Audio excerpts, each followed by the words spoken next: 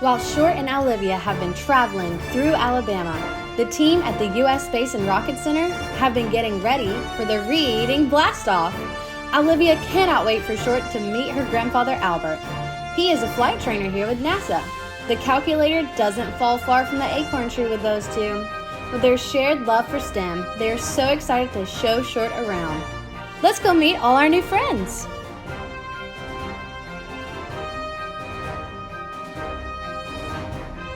Today's hosts are Kirk Pierce, NASA Program Analyst. Dr. Shelia K. Nash-Stevenson, NASA Engineer. It's time to land in Huntsville. Acorn crew, this is Mission Control. Reading blast-off mission. We are ready for you and your special guest. The Acorn crew. 5, 4, 3, 2, 1.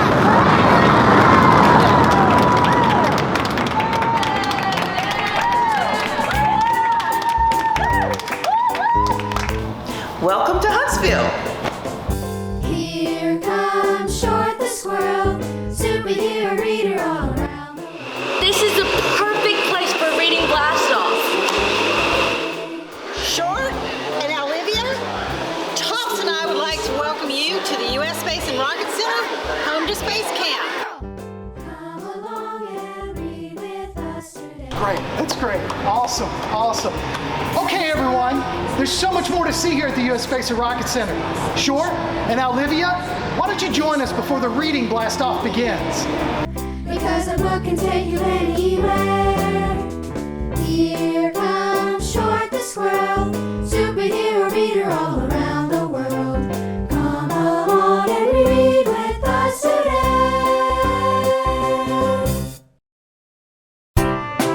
Let's tour the Space and Rocket Center. This room is the best place to start. It is the planetarium, and it helps to model what the space sky actually looks like. We have to understand things beyond the Earth to be best prepared to travel there. There are some important types of vehicles used in space. One of those examples is the lunar lander. During the Apollo missions, the astronauts would get in there and go to the surface of the moon. Now, while they were there, they needed a way to get around, and they would use the lunar rover.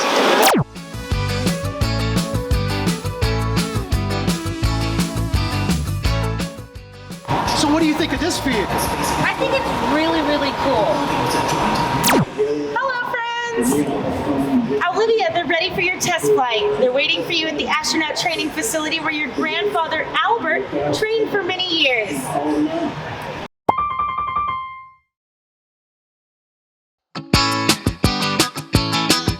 Hi, Rosie.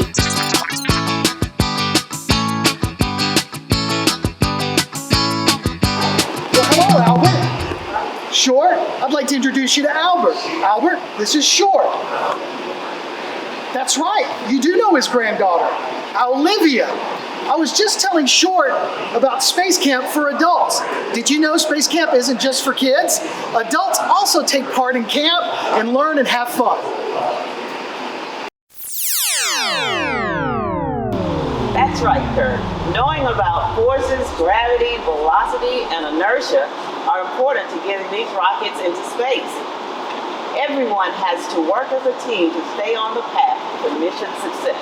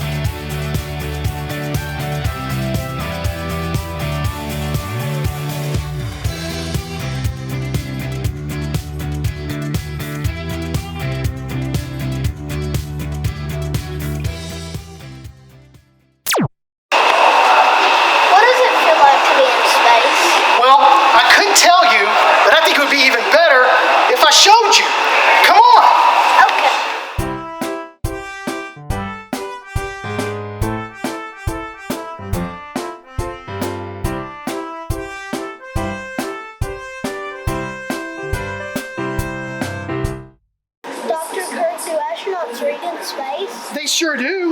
Do you want to hear about one of my favorite books? Yes, sir. Awesome. Why Short Loves to Read. Written by Monica Anderson Young and Dr. D. Dupree Bennett. Illustrated by Chris Ballard. Short the squirrel likes to play outside. He runs, he jumps, he yells, he climbs trees, and he laughs. Short the squirrel likes to play inside. He plays games, he plays video games, and he plays board games. He likes to have fun. But most of all, Short likes to read. He finds a good book, he curls up with his blanket. When Short reads, he sees pictures in his head. He swims with fish, he flies a plane,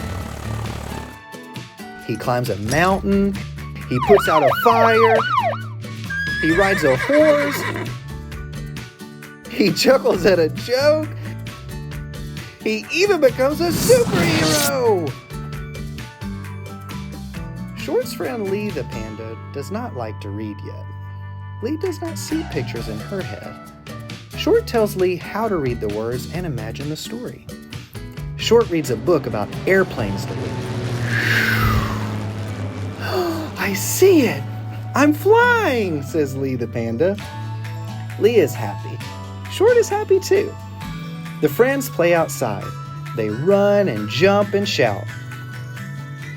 The friends read inside and sometimes outside too. They fly and swim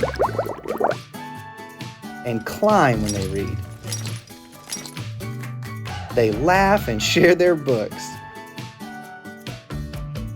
Short and Lee are happy reading friends. So, friend, where will your next book take you? That was a great book. I have a question for you all. Have you seen Short and Albert? We have to find them. We have a mission. Let's go!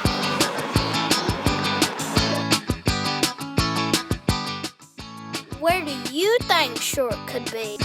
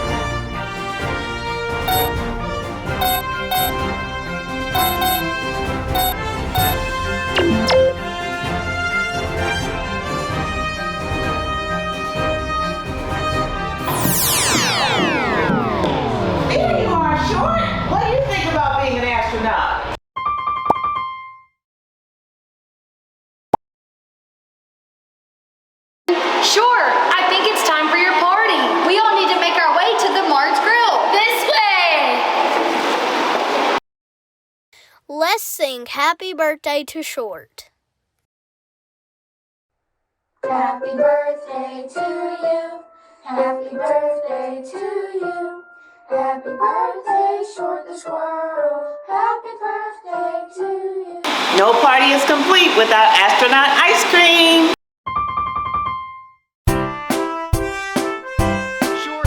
We sure do hope you enjoyed your time here at the U.S. Space and Rocket Center. And since it's your birthday, we all got you a little something to help celebrate. Keep reaching for the stars, and we'll see you soon at U.S. Space Camp.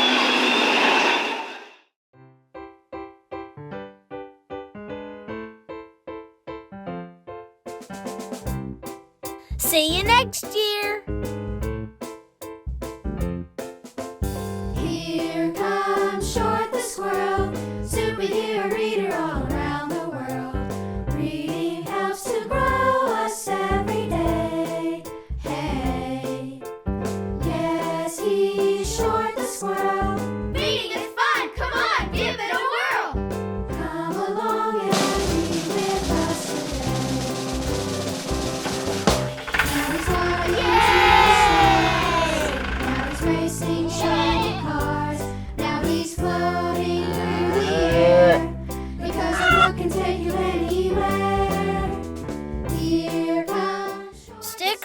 after the credits for some fun bonus clips. Happy birthday, Short.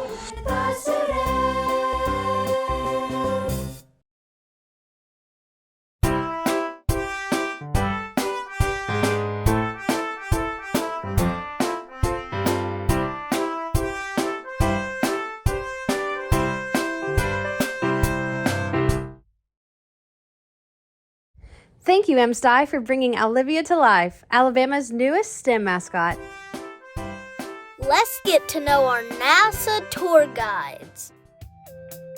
Hi, I'm Dr. Shelia Nash-Stevenson, and I work for NASA Marshall Space Flight Center as a Science Projects Manager. Yeah, my name is Kirk Pierce, and I work in education and public outreach for NASA's Marshall Space Flight Center. Where did you grow up? I grew up in a small community in Lawrence County, Alabama. The city is called Hillsboro, and the community is called Fish Pond. I grew up in North Alabama. I currently live in Athens, Alabama. Did you always want to work for NASA?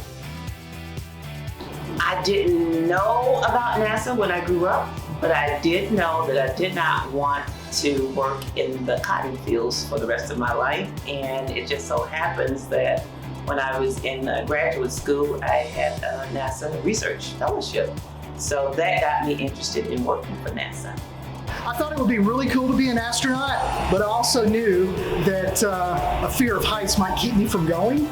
So I thought the next best thing would be to go into communications and be able to tell everybody about what it could be like to go into space.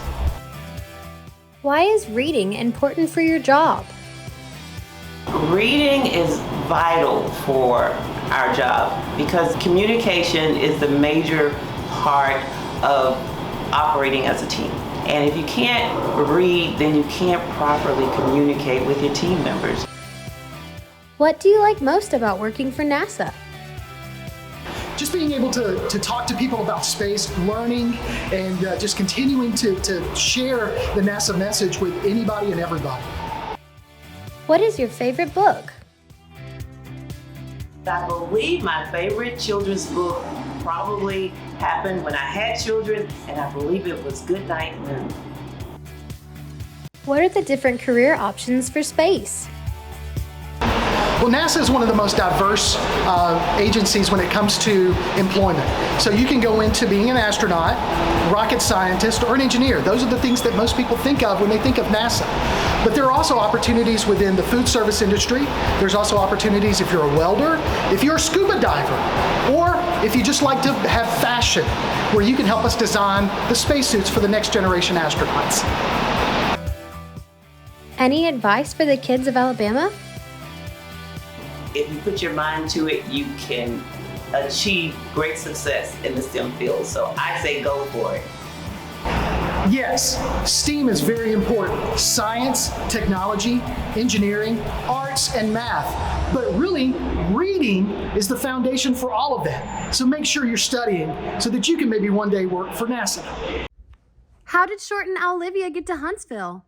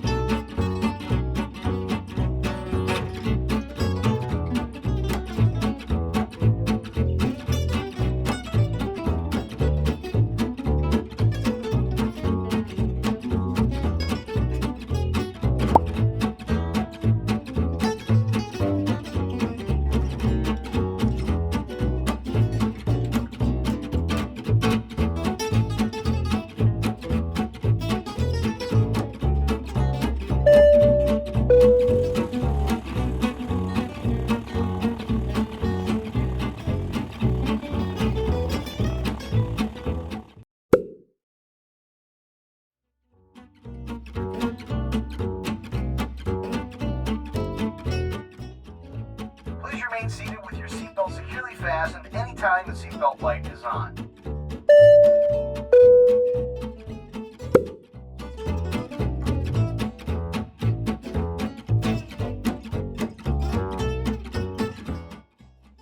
Tuskegee Airmen Learning Layover. Alabama's history with aviators is so important. The Tuskegee Airmen were a group of 917 African American pilots and were bombarded during the World War II. These brave men were trained and were educated in Tuskegee, Alabama, and paved the way for Mae Jensen, our first female African American astronaut, who is also an Alabama native. During Black History Month and other months, Short is proud of Alabamians.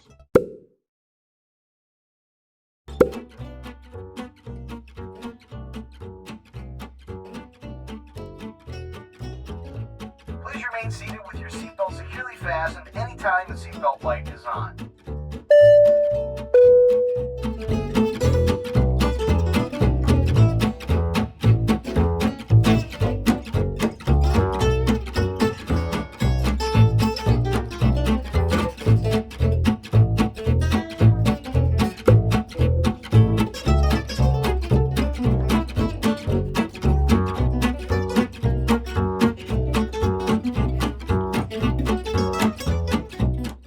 You may have heard of the Wright brothers as early pioneers in flying, also known as aviation. Did you know Wilbur and Orville Wright opened the nation's first civilian flying school on the outskirts of Montgomery, Alabama?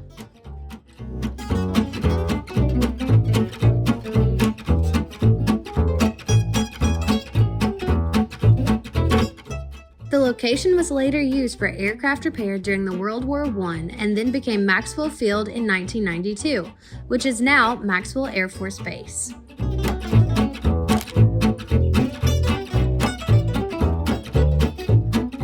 Many different planes are on display at Maxwell Air Force Base to show how aircraft has changed since the Wright brothers first flew.